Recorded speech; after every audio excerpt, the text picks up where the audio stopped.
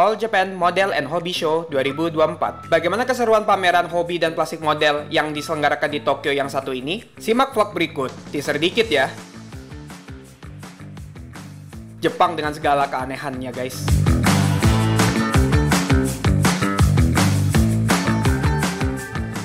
Hai, selamat datang kembali para Genius People. Saya Alif Genius, dan hari ini kita akan, ya sayangnya kita tidak akan mereview Gunpla apa-apa lagi, tapi saya akan mengajak kalian jalan-jalan ke sebuah tempat di Tokyo, karena hari ini bertepatan tanggal 12, diselenggarakan sebuah pameran hobi terbesar di Jepang. Untuk detailnya nanti saya akan sampaikan ya ketika kita sampai di tempat. Diselenggarakan di tempat yang agak jauh dari ribetnya hiruk-pikuk kota Tokyo. Kalau kalian tahu Unicorn Gundam yang berdiri megah di Tokyo, yap, tempatnya satu area dengan patung Gundam tersebut. Area ini bernama Odaiba, dan kalau misalnya disamakan dengan Jakarta, mungkin kayak peaknya gitu ya. Jadi kayak ada pulau reklamasi sendiri gitu yang ada di bagian kota Tokyo. Untuk acaranya bertajuk All Japan Model Hobby Show yang ke-62 tahun 2024. Acara ini merupakan acara tahunan yang mengundang banyak perusahaan plamodel dan hobi yang bertujuan untuk memamerkan atau mempromosikan produk-produk mereka yang akan mereka produksi untuk tahun 2024 atau di tahun-tahun berikutnya. Nah, berbicara plamodel, berarti Gunpla ada dong. Namanya juga Gundam Plamodel, iya nggak? Makanya itu saya kepo nih, Bandai lagi promosiin apa nih? Ya, walaupun di internet udah pada kesebar ya informasinya, tapi saya pingin lihat lebih dekat gitu. Yang paling saya kepo adalah RG Shining Gundam, guys. Ini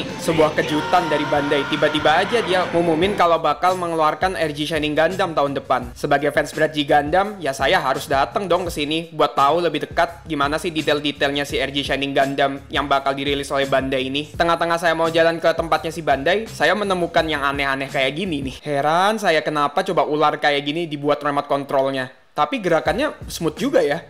Ini juga apa lagi? Nama mainannya tuh Rumbling Burger. Kalau kalian taruh tangan di atas si hamburgernya, nanti dia akan gerak-gerak tuh kayak si satu itu. Tapi harganya lumayan fantastis ya. Tuh, 3.500 yen atau sekitar 370.000 rupiah. Ya udah, saya langsung melipir deh. Yap, kita langsung aja ke main dish-nya, yaitu Bandai Spirits. Bagian Bandai ini selalu yang paling rame sih kalau ada pameran hobi kayak gini. Ketika masuk, saya mendapatkan pamflet yang berisikan informasi terkait 30-minute label. Dan lihat ini guys, bagian Gunpla-nya bener-bener rame banget dikerubungin sama orang. Dan apakah ini trio carry awal tahun 2025-nya si Bandai? Ada si MG Vidar, LG Shining Gundam, dan ada si Sgok Freedom. Oh ya, sama saya mau klaim sedikit untuk bagian yang video kali ini. Sayangnya untuk bagian Gunpla-nya ada larangan oleh Bandai untuk merekam barang yang dipamerkan. Tapi kalau foto tidak apa-apa. Jadi mohon maaf, untuk bagian yang setelah ini akan berupa slideshow ya. Slideshow foto-foto yang saya dapatkan ketika melihat Gunpla yang dipamerkan. BTW ini emang rame banget guys, dan emang areanya luas sih. Emang selalu dikasih area gede Bandai itu. Pertama ada RG Akatsuki beserta Owashi Pack dan konektor buat masukin ke Zeo Silhouette-nya. Premium Bandai biasa, akal-akalan Bandai. Dan lihat ini runnernya, emas semua, gila. Lalu ada MK Vidar,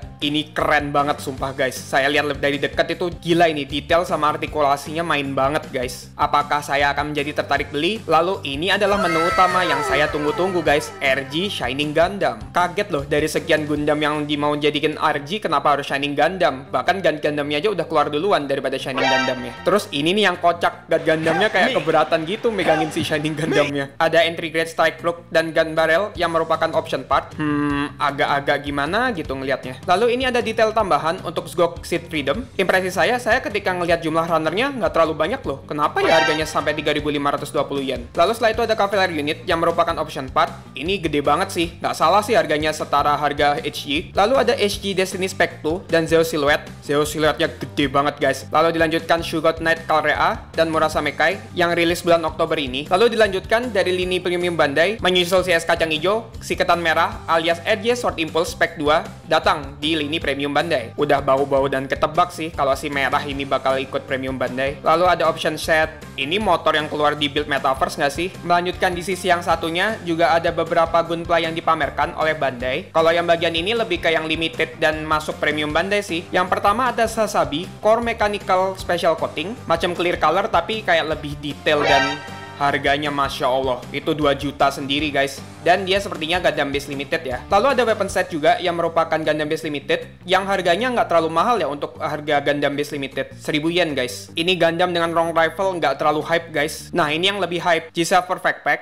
versi movie-nya yang merupakan barang Gundam Base Limited. Ngelihat dari penampilannya sih banyak yang berbeda ya, tapi apakah artikulasinya sama dengan yang versi retail? Kita lihat saja ya nanti. Lalu ada MGX ya Clear Color, dan Sinanju versi GSF atau Gundam Side Fukuoka. Sinanjunya yang HG ya guys, bukan yang RG. Dan kelihatan warna birunya seger banget, beda gitu loh. Ada RG Banshee versi Final Battle dengan special coating yang harganya Masya Allah. Lalu ada New Gundam Double Fin Funnel, barang limited Gundam Side Fukuoka. Kalian tahu nggak kalau Gundam itu lagi ada game baru namanya Silver Phantom yang bisa dimainkan di virtual reality. HG si protagonisnya keluar, si HG Delta Zain, tapi harganya Masya Allah. Ini silver plating sih, jadi harganya emang nggak salah kalau segitu. Dua Gundam Premium Bandai yang saya daba-dabakan tapi tidak pernah bisa didapatkan. Zaku yang keluar di Requiem for Vengeance yang merupakan squadnya si Iria, Solari ya. Dan ada option 4 untuk memunculkan salah satu Zaku yang juga digunakan oleh si Solari di filmnya. Lalu si Gundam EX dan si Zaku Batu Bata juga dipamerkan. Lalu lanjut ada Psycho Mark II dan Bolino Aksaman yang juga akan keluar. Dan di sini untuk pertama kalinya harganya Bolino Aksaman di reveal. Keren sih itu, Psycho Mark II segede itu juga punya gimmick transformasi. Lalu ada MGSD Wing Gundam Zero. Keren sih artikulasi sayapnya. Perlu di-review kah ini? Lalu ada mbah versi jadul yang di revival. Udah beli sih, tapi reviewnya menyusul ya. Tunggu waktu yang tepat, hehe. Gundam gede yang di Yokohama yang sudah berhenti itu akan dipindahkan ke Osaka pada bulan April 2025. Lalu saya menemukan sesuatu yang sangat membanggakan guys.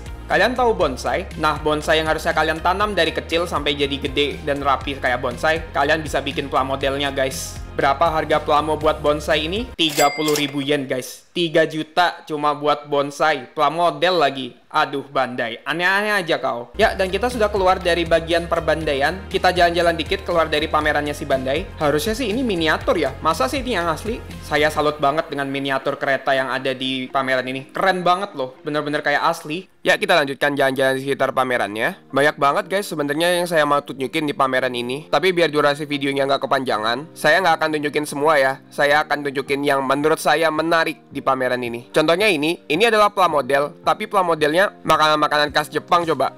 Tapi ini onde-onde bukan sih? Ada hal lain lagi yang aneh. Kayaknya ini harusnya disensor deh. Patung-patung di Yunani gitu loh guys, yang dengan gampangnya dan frontalnya menunjukkan itu. Selain memamerkan produk-produk mereka yang keren, mereka juga suka memamerkan produk-produk yang aneh kayak yang tadi-tadi sih. Secara nggak langsung memamerkan kreativitas tingkat tinggi dan pola pikirnya yang aneh dari Jepang ya. Bukan aneh sih, lebih ke menarik gitu loh. Jadi no offense ya buat warga Jepang yang menonton video ini. Lalu kita ke standnya God Hand. Di pameran kali ini mereka memamerkan produk terbaru mereka, yaitu Lightning Reaper, yang katanya merupakan level paling tinggi dari Reaper God Hand. Sedikit jalan-jalan ke plamodel sebelah di Kotobukiya. Ini adalah produk-produk yang dalam tahap pengembangan. Gar-gar juga ya Kotobukiya ini. Orang-orang yang nonton video ini ada yang ngikutin Kotobukiya. Lalu plamodel-plamodel mobil yang ada di sebelah sini harganya 1000 yen semua guys. Saya tertarik beli sebenarnya, tapi saya nggak nemuin mobil yang saya kepingin banget beli. Jadi ya nggak jadi deh. Sekali-sekali nambahin plamodel gitu selain Gunpla. Overall pameran ini keren sih, membuka mata saya. Nggak cuma ngeliatin Gunpla aja, tapi plamodel-plamodel yang lain seperti mobil-mobilan, kereta, mobil-mobil militer, karakter figure. Ya selama ini kan saya mainnya Gunpla, terus pikiran tentang plamodel masih sempit. Tapi yang gini-gini nih juga bikin bahaya. Gimana kalau tiba-tiba kerajingan hobi plamodel yang lain? Auto tamat tuh dompet saya. Ini ada satu lagi yang menarik sih,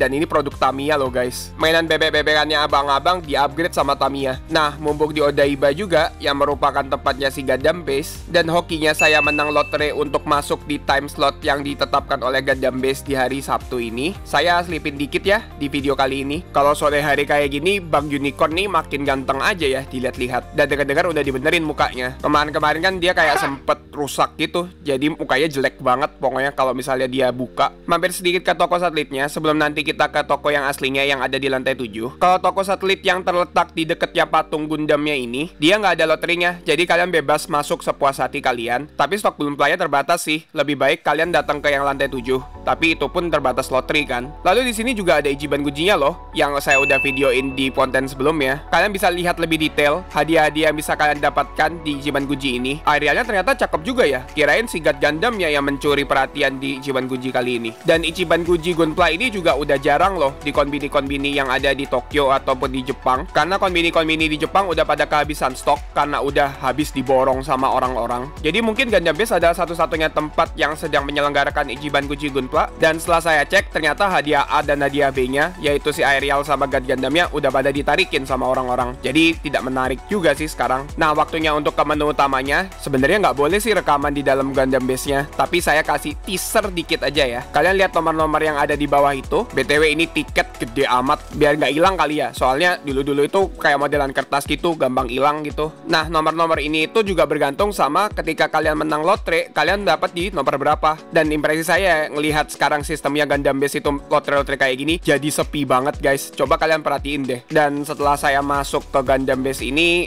saya kecewa berat sih. Barang-barangnya udah pada diborong-borongin semua. Muter-muter 1 jam, 2 jam gitu. Kayak masa sih nggak ada yang dibeli, udah capek-capek menang lotre. Tapi ya tetep sih ada yang kebeli. Hehehe. Ada yang bisa nebak saya beli apa? Coba komentar di bawah ya. Ya, dan untuk menutup video kali ini, saya kasih sedikit cuplikan perform yang ada di patung unicorn.